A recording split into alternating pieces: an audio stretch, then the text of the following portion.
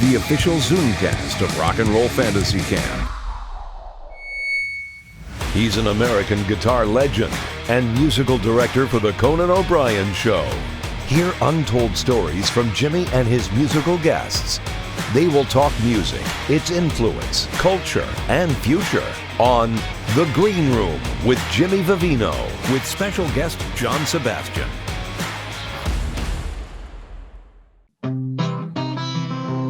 I got weed and whiskey rolling through my brain. I got a real good woman about to keep me sane.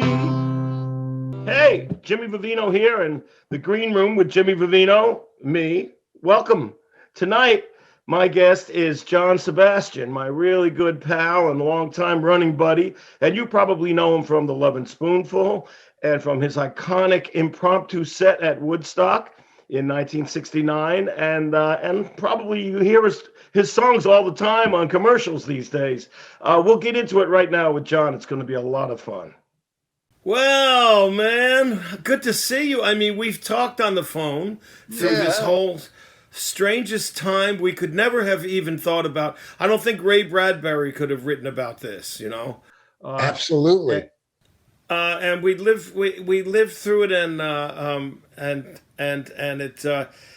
I can't stress enough to people, and I'm sure you're the same way, that our whole lives have been about getting in front of people, saying, you know, come on, let's do this. We need the feedback, right, of live people in our lives, not just in music, but in going to restaurants or walking down the street. I mean, how did it feel up there in Woodstock through this whole thing? Jimmy, one of the strangest things was not getting in a car with Roscoe Herring at least once a week and going to some strange place that I'd never been to before. And that does take down your need to not be in, I'm in Woodstock all the time. I don't have that thing, I travel enough, but this year was really startling to have so little human contact other than my dishy wife, of course. But well, yeah, and she said she's still dishy as all hell. But the same dish every day. We need to see people. We in our lives, we've needed to go out and for some strange reason and have people to get their acceptance, for what we do in person, Yeah. And I think that I learned so much from you. I mean, you are probably have taught me more than anybody unknowingly, just by being yourself. About that role.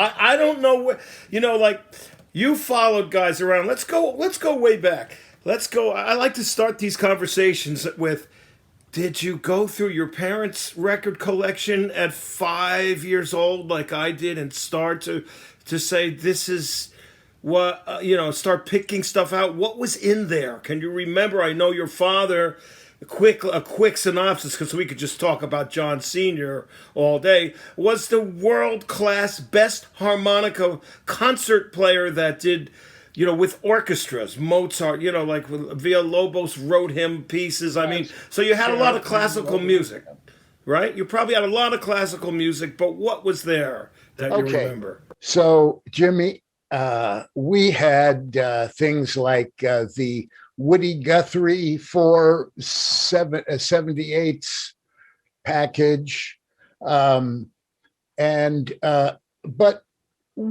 my family was not record collectors. And one of the reasons was they were absolutely soaked in it all the time. Right. For Dad, there's 6 at least hours a day of rehearsal. There's going to be a good 4 hours with the pianist's going to come over. So you get the idea. So the music in your life was live. It was live. And, Burl Ives is kind of a fixture in our house because my father's a really good cook and Burl has figured it out. Well, let me back up a second. I know you spent a lot of time with your father in Italy at one point in your life, and you speak fluent Italian, and people don't know the name is Pugliese, and that we're paisans and all that. But you were also, your family was a part of the Bohemian literary in the village, it's pre-folk era. So right. You say Burl Ives was there. Like Josh White was at your house. I'm sure there's actors, but just run a list of a couple of people for me that would just drop in to the Sebastian house. Well, I actually would go to the club with Dad every now and then when he would open for Josh White.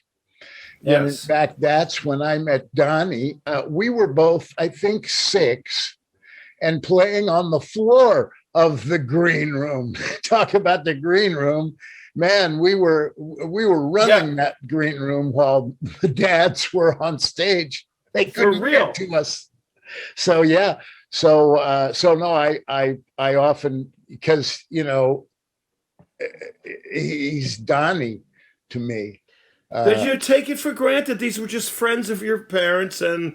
Like Italians, a lot of us Italians have what we call aunts and uncles that aren't really related to us. Yes, that's right. So these people were family. The real definition of cumbare. Yeah. And a compadre. And gumare. Because it doesn't mean I know you're woman who sees you decides your wife. It doesn't mean that. She's not the Friday night date. But it was inferred when, Yes, and we were paisans. We're from the same paese, the same area. Yeah, not the same country necessarily, right? Was it the same locale? Yeah. From my blood is all at least my Italian side is all Abruzzese, which is the Italian. It's the mountain guinea variety there. Yes, but it's also the red hair, where the red hair, that reddish blonde hair. That's right. And do you know that the Italians always theorize, oh no, it's the lost tribe. No question about it.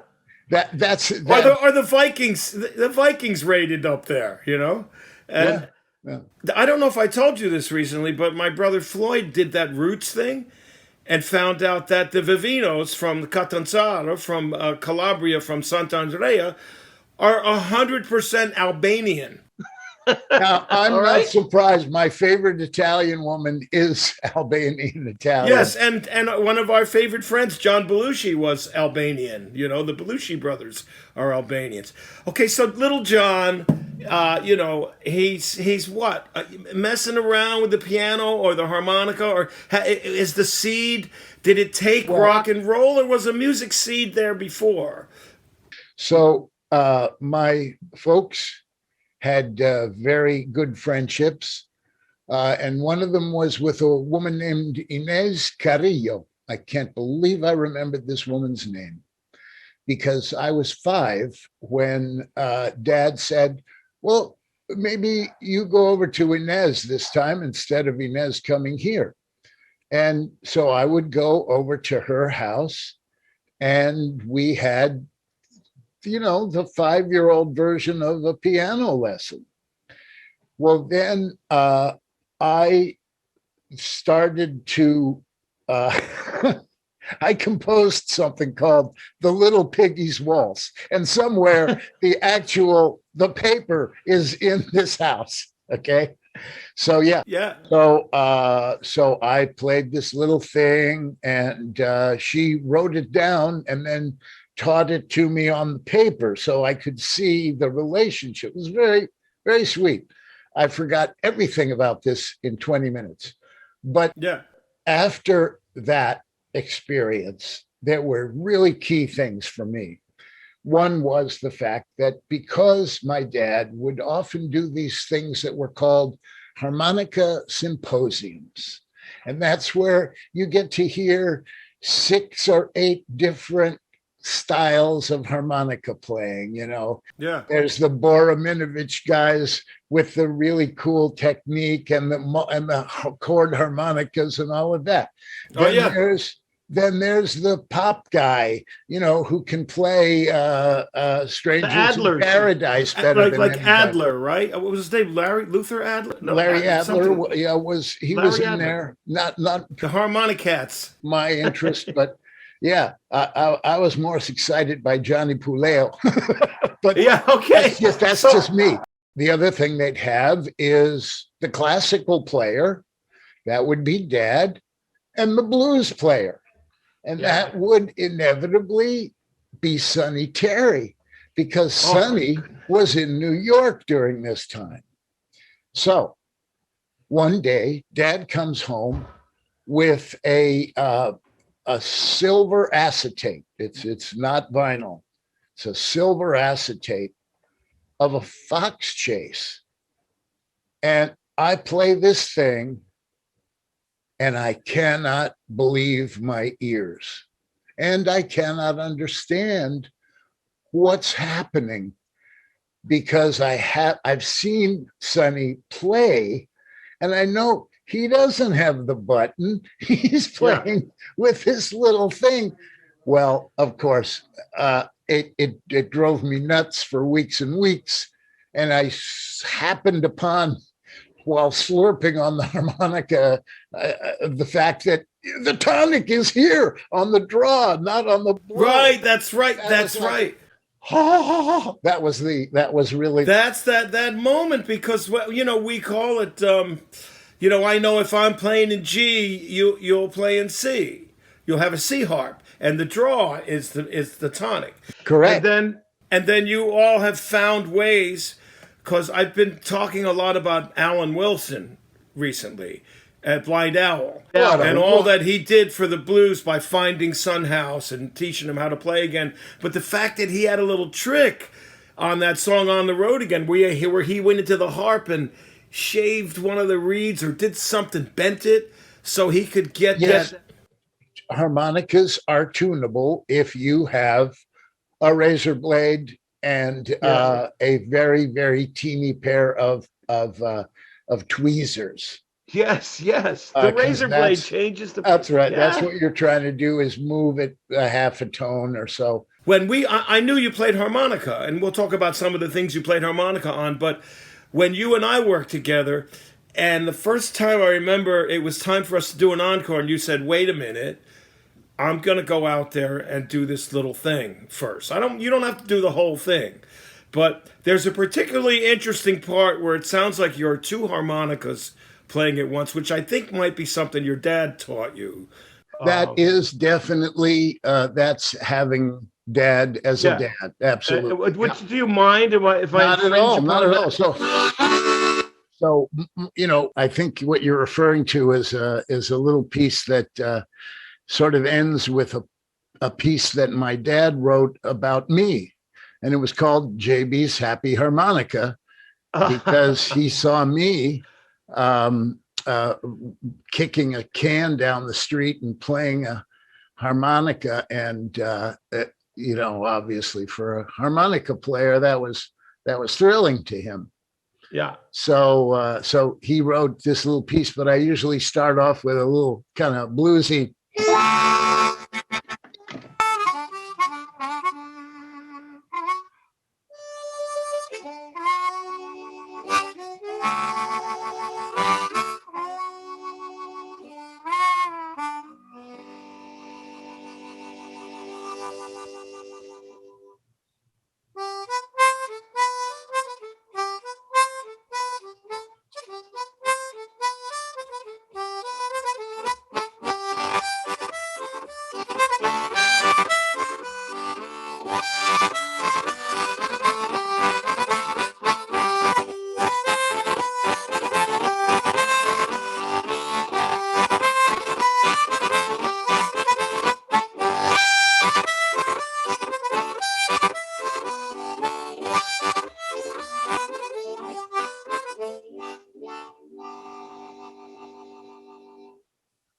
So I think what you're referring to is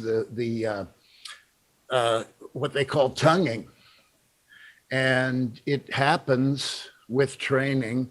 That first thing you're trying to learn I mean, after you've got the basics down, you're trying to learn how to play octaves. So to do that, you're out of both sides.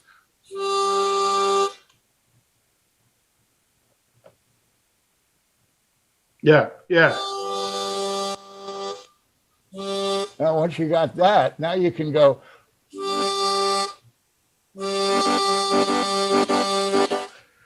Whoa, yeah. Left hand, right hand. Yeah, you're pulling it on and on. Boom, papa, papa. Yeah, left hand, right hand. Okay, so you're messing around with the piano a little. You got a harmonica. Your dad plays harmonica. How cute, right? How nice. Yeah. There's this thing, okay? There's this thing. Yeah. When does this thing come into your life? So, okay, when I'm about 6, I'm on the boat to Italy, right? Because we go pretty much every summer By because boat. Dad works Europe in the summertime, and the boat is cheaper than the plane, and it's also the boat. It's the way we got here. So that's how we got here. That's right. So I remember one evening I was looking from the second class rail down into third class, and which, by the way, is always more fun. Third class is hopping every night. That's where my people came in. Yeah, or in steerage. It's so true, though. So in the midst of lots of people, lots of noise and talking and singing, all of a sudden, 2 guys lift a kid in a chair onto a table. The kid has a guitar. He's like 4. He can do a raschiata. You know what I'm saying? Yeah. Oh, And yeah. so it Yeah. doesn't matter that he's only playing 2, he's playing 1 E chord and raising it a half a fret. That's all he's doing. But Yeah, he's doing man, yeah, and if you've never heard that, you go, man, that's something wild, right? So anyway, I was heavily impressed by that. And my dear friend, a wonderful sculptor who was traveling with the family on that visit, the boat stops at Mallorca and my pal gets off. I think I stayed on the boat. But when he came back on the boat, he had a little guitar. And that was my first guitar. And I just strummed it all summer and had lots of fun with it.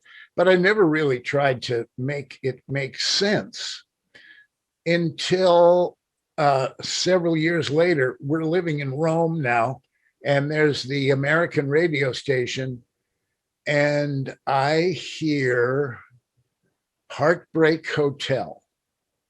Okay, so we're talking about 55, I 56. guess so.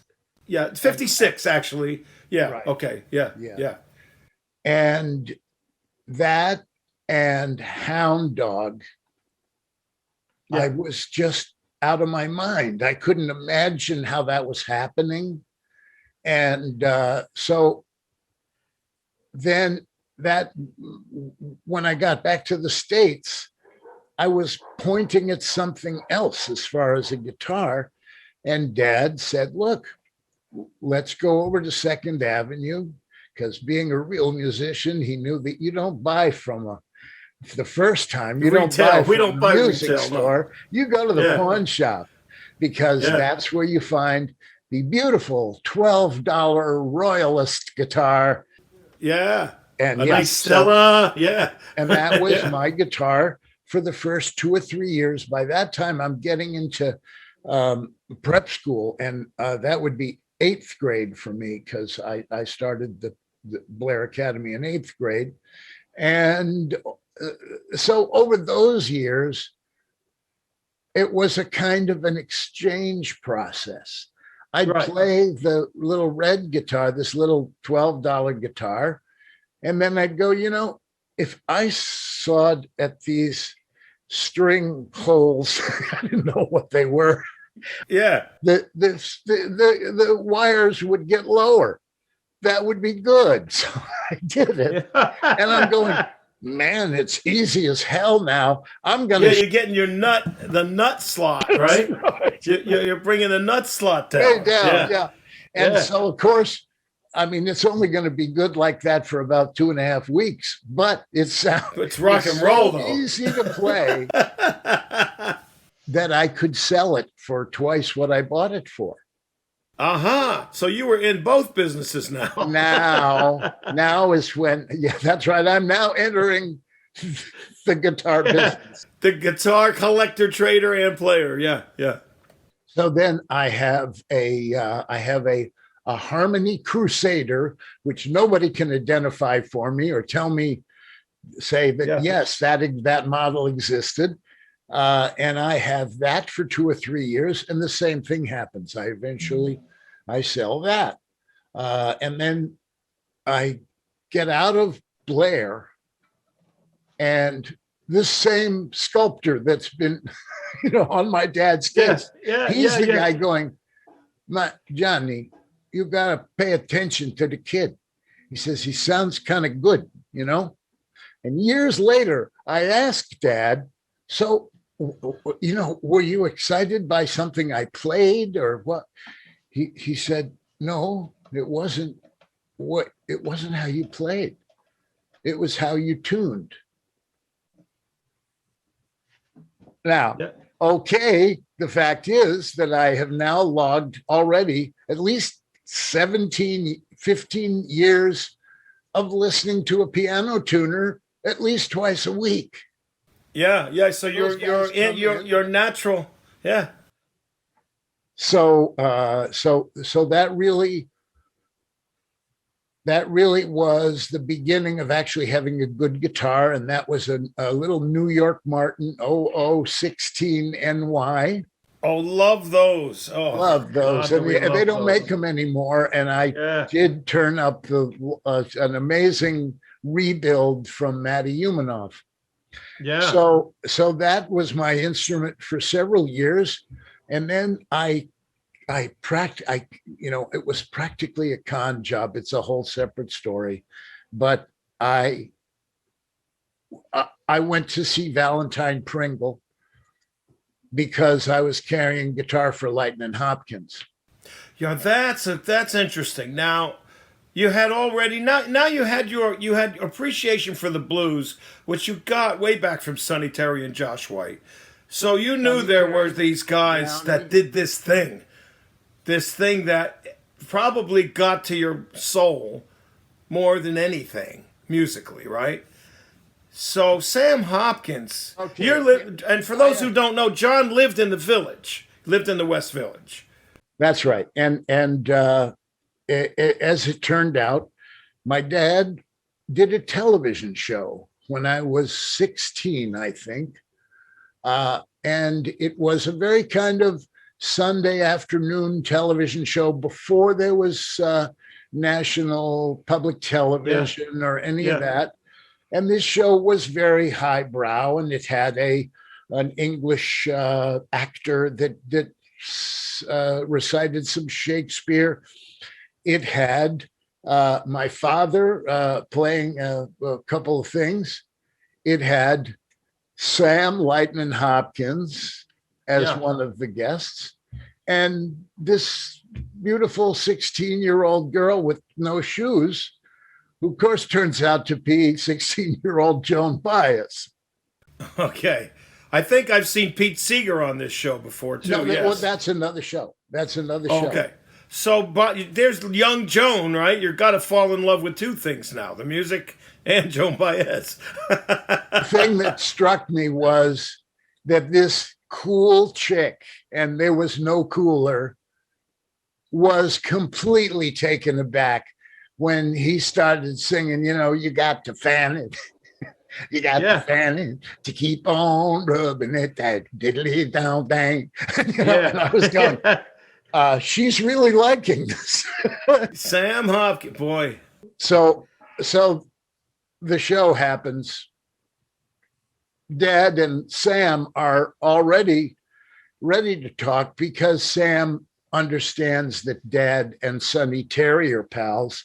And Right. Sonny Terry enlightened there are no tighter guys than Right. Sam and he.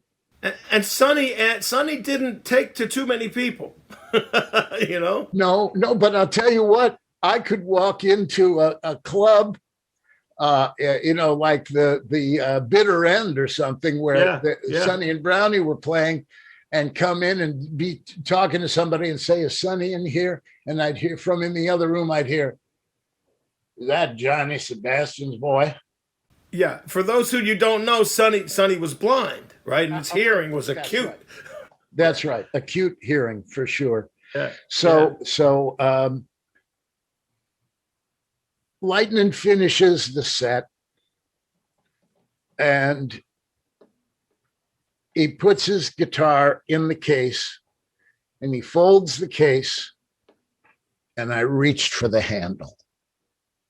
And I thought, hey, I'm going to get killed.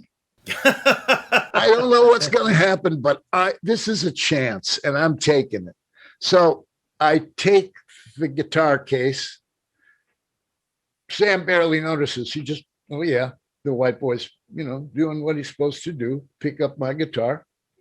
And so then I get his attention for a minute, and I say, Sam, I know the New York subway system, and I live down where you're going to play. So you and I could go down there.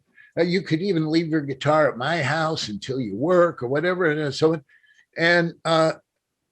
So we go down to play the club, and this began to happen pretty regularly because I eventually had an apartment right there. Even though my folks lived there, I was getting an apartment, and it was like really a hilarious apartment, but it was an apartment. Were you down McDougal area still? Down in there, McDougal, Thompson? Yeah. Down there, more like Spring and McDougal. Yeah. And so I explained to Lightning, we can go down to the Village Gate and, put guitars there, or I know where a good place to eat is. And so he is, his normal royal countenance, and you become aware of this when you know him a little better, is sort of dropped a little bit, and we go downtown. And this becomes a pattern. I am playing with him. I'm carrying guitar for him, the Village Gate. I'm seeing so many. I mean, my gosh, the people. Is he letting you play now and then? Not a note. No, he didn't like just me know nothing. That was another thing. Yeah, he picked up on that real fast. He was not interested. Because I'm doing this, just me know nothing. That's right. But anyway, you're obviously osmosis is happening. I mean, just to watch this guy and watch him night after night, it was an incredible guitar lesson.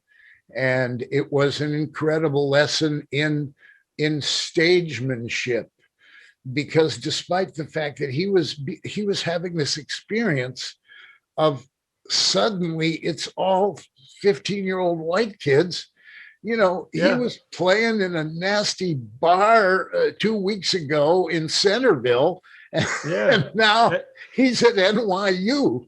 I mean, it was an amazing transition. And we were worshiping those guys. We loved those. We would do anything for those guys. There was no, and we'll just quickly inject how divided we have become from how united we actually were. We had unconditional love for these musicians. Now we could go on and on about these folk icons and all that's very, very cool, and it gets us to a place where all of a sudden, where does Chuck Berry come in for you, and where does Ricky Nelson's guitar player, but Buddy You know, those Holly or records. James Burton, or yes. When they hit you off the radio, right? Did you start thinking about electric guitar at what point? Did you start thinking? Oh, It's a big difference. absolutely. But I had no idea what that noise was coming from.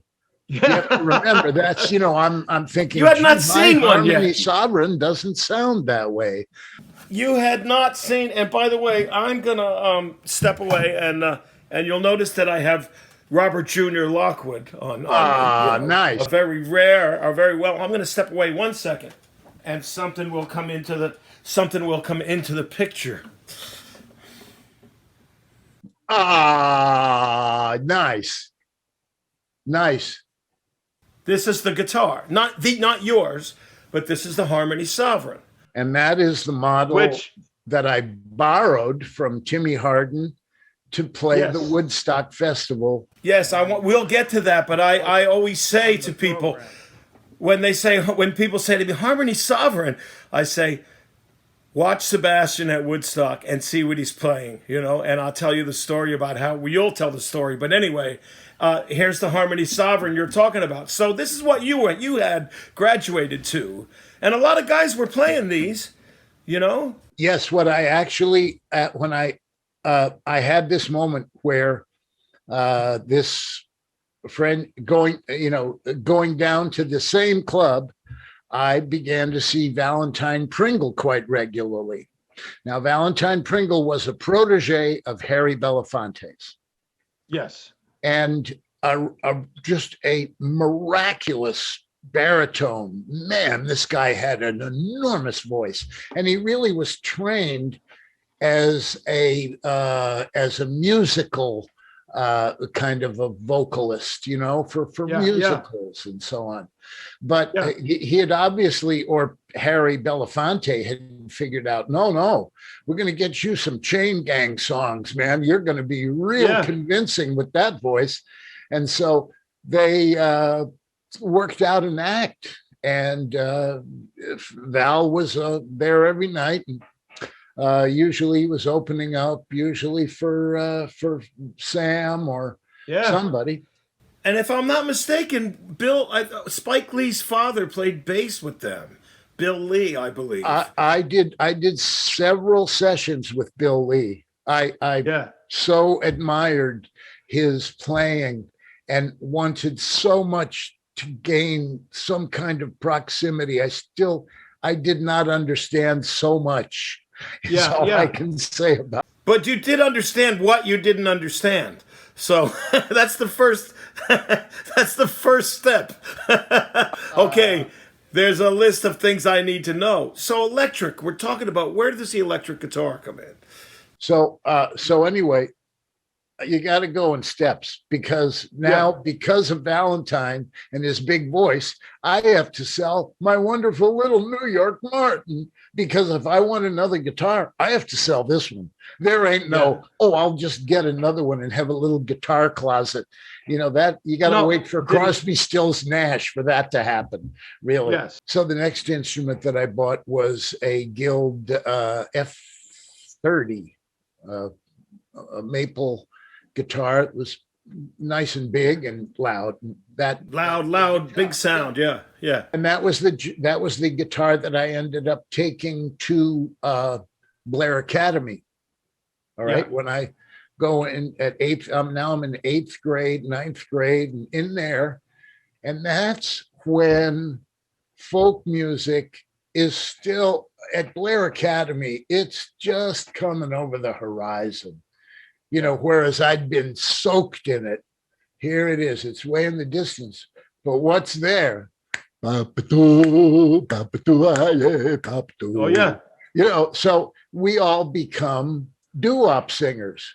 Yeah. And I was in a group called the Fearsome Foursome, which became the Fearsome Foursome +1 because they needed a guitar. They did. Yeah. Oh, yeah. Like a gospel quintet does. Yeah.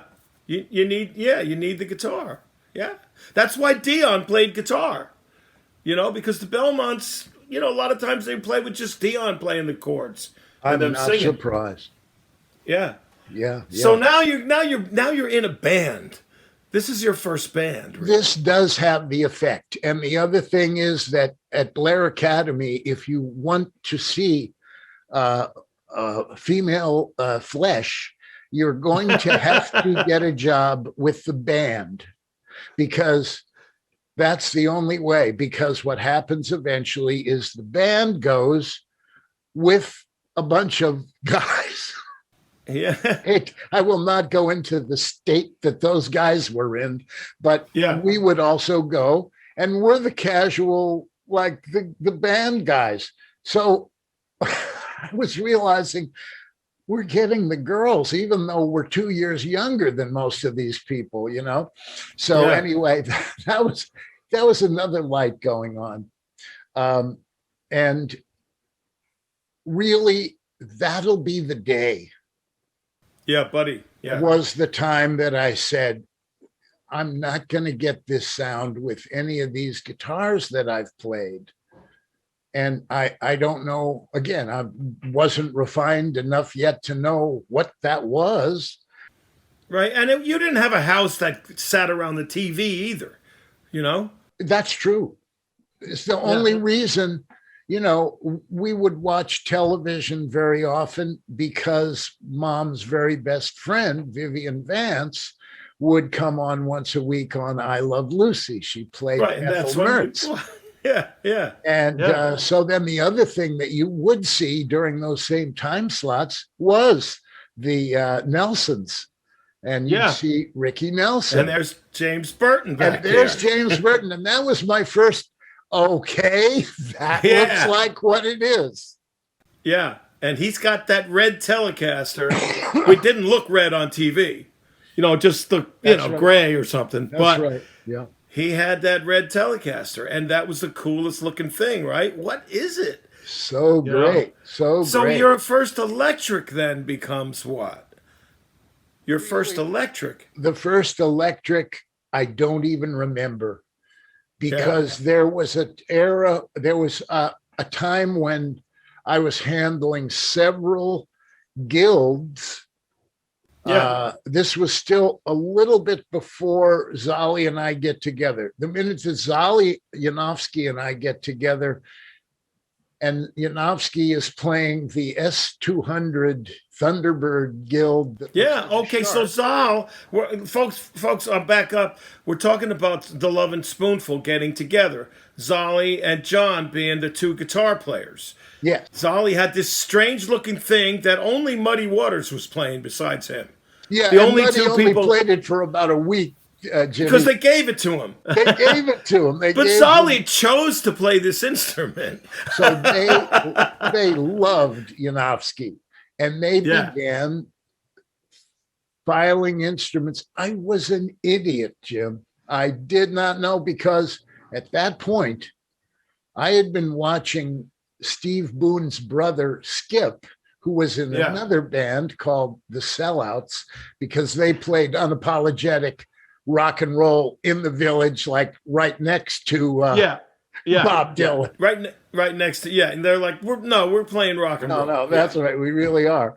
And so he happened to have a secondhand Les Paul that he had found in a Florida pawn shop. And in between sets, he said I could try it out. And I just played a chord on this thing, and I went, Jesus, this is so different than the Telecaster noise. Yeah. And it would fit what this loud fucking guild is playing a lot better. Yeah. So anyway, because that guild is a trebly abrasive kind of sound, or a dull, you take the tone off it and it's a boopy like sound. But so you were thinking, that your ears, that the sculptor attributed to you, or your father, saying you had this ear, you knew how to tune the guitar. You had like a sense of pitch and timbre, knew that if you played the same guitar, the two of you guys, it wouldn't be right. So here you have this Les Paul in your hand, which at those times, by the way, wasn't worth much money. No, You know? it cost Skip Boone a hundred, and he charged me 125. Now, was that the gold top or was that the no? Oh no, This is the no, burst. yeah, die for it, guitar players. It was a Sunburst Les Paul of 58, 59. Yeah, it's the full bad news. Yeah, $125. And so once I had that instrument, I was literally turning down instruments from Guild Guitars. That was very anxious to make it an all Guild band. But whenever they do a Guild, they'd ever do a Guild promo picture, I'd grab the auto harp. Yeah, you're right, because all they had to offer was the Aristocrat at that time in the Les Paul size, the M whatever it was. A nice light guitar. What I mean, I could have probably still had the shoulder work. It didn't do what was so. You guys now. Where and how is the genesis of that band? You're living in the village. You're home from school, right? You're not at the academy. That's right. You meet Zali Yanovsky, who's from Toronto, I believe, or somewhere in Canada. Yeah. How do you guys meet? And is that the seed of the Spoonful? Because I'm playing with Valentine Pringle, his first out of town gig is in Toronto at the Purple Onion. Yeah. And so I'm playing the Purple Onion. We meet this great guitar player named Doug Bush, who I miss him so much. He eventually became the second guitar player. But we had this couple of days, and during that time, Yanovsky insists that we actually had a conversation. I don't remember the conversation, which he, of course, really enjoyed and would stress that I don't remember anything. And I did find out that this guy was living in a laundromat at the time.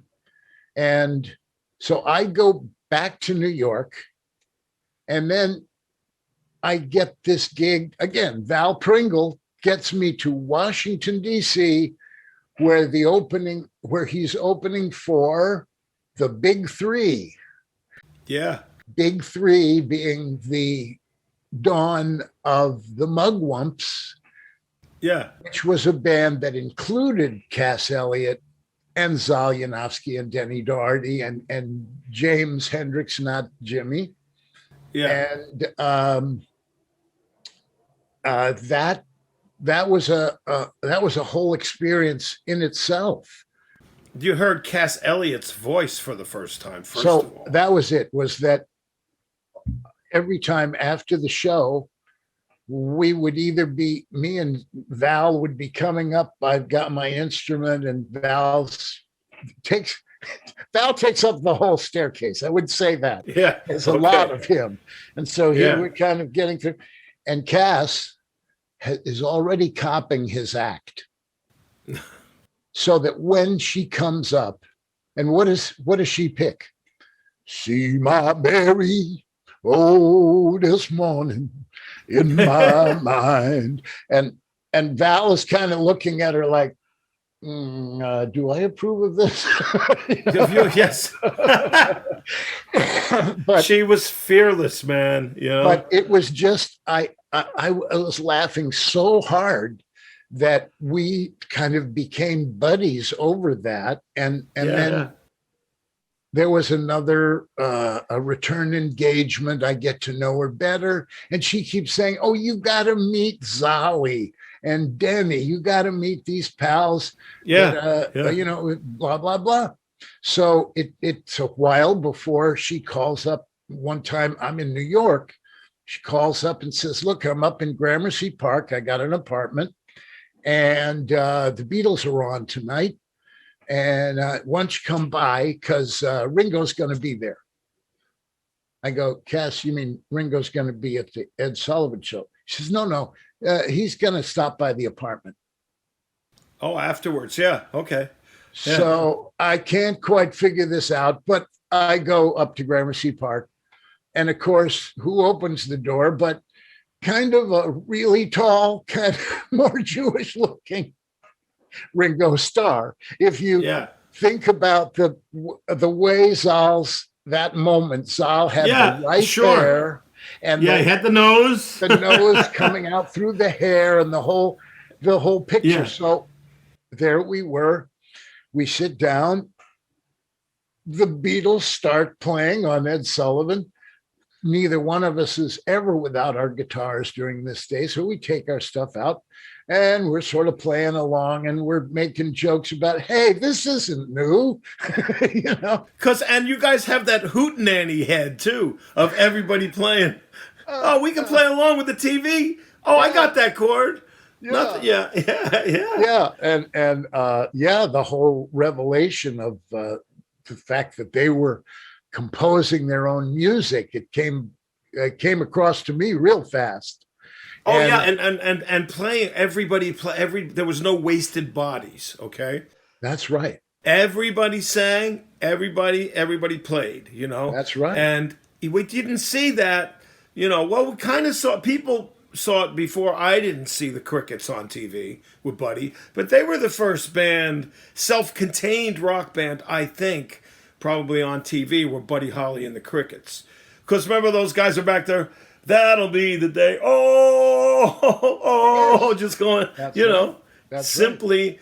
But the Beatles, I mean, I know how it affected me. You know, you're 20 at this time, and I'm like 9. You know, so I know there was a difference.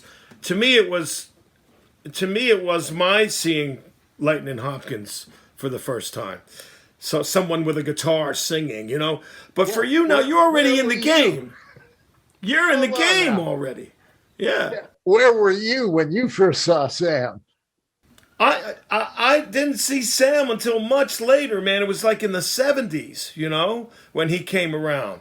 Yeah. He had a little afro by then. He didn't any longer look like the fedora wearing Tipperillo smoking approach. Right. Yeah. And the only guy that could wear a cardigan better than Perry Como, you know, was Sam Hopkins.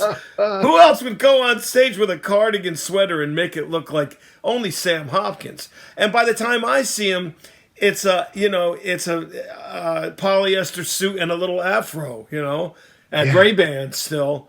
And still great, but he was playing an electric guitar by the time I saw him. Yes. You know, something like a 335. I don't think that was good. That wasn't as good. It wasn't the same thing. I was so down with the Gibson J50 with the DeArmond pickup. With the DeArmond pickup? Yeah. Wonderful. Yeah. So wonderful, in fact. So Jimmy. Anyway, you were already a professional, you know. So you saw these kids, but it still inspired you to a group, I imagine, right? To saying, I don't have a group like the Beatles at that point. You know, it really began very simply as a friendship with Zal Yanofsky. But then within a year, that was our point of departure, and also a friendship with, lest we don't mention, Erik Jacobsen, our amazing producer, who starts off, he's working with 3 and 4 track machines. Yeah. And the Beatles already have 8. So you know, we're So where did you find Boone and Butler then? How did they fall in? Well, the same guy that sold me this Les Paul, I had made friends with and their group, and we talked casually between sets. And one of the things that Zolly and I said was, we're trying to find a bass player. And Skip goes, oh, well, my brother's a bass player. And we go, well, could he come down here? And he goes, well, actually, he's riding a motorcycle through Europe right now. And I remember me and Zolly exchanged glances like, that's good. You know, that's a cool guy. Out about this guy, right? Yeah. So about a week or 2 later, indeed, Steve gets back from his motorcycle trip, comes down to the village, and we hie him away to some laughable rehearsal space. I forget Yeah. what it was. And we start playing a few tunes together. And I tell you, there was almost no time between the time that he started playing and the time that me and Yanofsky go, it's the guy. That's the guy. It's the This guy. is the guy. And part of it was that he had the same appeal as Luther Perkins. Right. And we felt like, Yeah. we're providing this idiot show up front here because Solly's cutting my strings with a pair of pliers. Yeah. And Yeah. crazy shit like that. And Steven, all 6'4" or 5 of him, is just upright and playing and never flinches. Like And Bill Wyman. Yeah, like Bill Wyman. Just like this, right? Yeah. Well, actually, he was more of a Fender More player, outward? so it was more Sideways. Like, Yeah, okay. yeah. But he did have bass player savvy. You realize, And an right amp away, too, I'll bet. I'll bet he it's had not an a amp. guitar player playing bass. Right, okay. Yeah, Right? yeah. He could walk really nice. He could play the shuffle. Hey, at that point. I got a great story, and I hope Joe Butler is watching, because he also will tell this same story on himself. So I don't feel like I'm telling stories. Okay. out of school. All right. But the Albert Hotel was where anybody who didn't live in the village would end up. Because Sure, of Hendrix and Bloomfield, they all live there. Yeah. Yeah. So the only place there is to rehearse really is the basement of the Albert, or there is one kind of a conference room that's open quite a bit of the day. Well, I am now very tight with Paul Rothschild, wonderful producer. Oh, yeah. And who he would sure. eventually produce the Butterfield band. Yeah, and the Doors as well. Yeah. So we Yeah. all go into this rehearsal space and realize, oh, the Butterfield band is rehearsing. So we get in the back here now. We're going to wait until they're done, and then we're going to go and do a little rehearsal. So it's one of these one-handed shuffles starts. Yeah. And Sam's like, I don't know what he's doing with his right hand, but he's hitting this thing.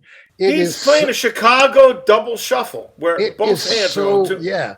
And it is so dug in. And and Joe to this day said, I did not know what to do. And so anyway, comes time for us to play. Sam gets off the kit. Butterfield band goes back up to their rooms. We get on the instruments. And we start to play something, and it just happens to be a shuffle because it's Do You Believe in Magic or something? Yeah. And Joe is playing, man, he's playing as hard as he can. And he's playing so hard that his right hand, he always overplays the cymbal. So his stick flies out from the cymbal. Now he's only got the left hand. He's trying to keep up, but he begins to bash the cymbal with his hand while he's playing. But the thing about it is that this cymbal is one of those crash rides with that's a sizzle. The that's rivets got a in it. sizzle. Yeah. They got rivets in it. Little rivets throughout the thing. So as he's bashing his hand on these rivets, he opens up his palm and he begins to bleed all over the drums. Well, we finished the tune. Butler did not let up for a second. And I just remember Solly and I going, I guess if he's ready to bleed for it, he's got the gig. He's got the gig. And let me say something too about Joe Butler. by the time you get to, and this all happens very quickly. You know, we'll move forward to the sessions, because by the time you didn't have to be so nice and magic, his shuffle's killing. Oh yeah, his shuffle. No, he's got the 2-hand shuffle going. He learned it. That's right. He bled for it. It is, to me, it is Butler at his best. Those shuffle tunes. He really can shuffle with the best of us Italians and black folks. And Jewish drummers too, because it's part of their folk dances. Yeah, you know, the tarantella, you know, the Celtic, some of the clog dancing. I think in one of our early bands, we segued seamlessly: Italian, Jewish guy, black guy. And then the thing stopped. Yeah. Wormy. Okay, everybody. He's the world guy. He's the world. He's the future. He is part of the future. He is all of those things in one human being, and it all comes out. That's why he's a beautiful cat.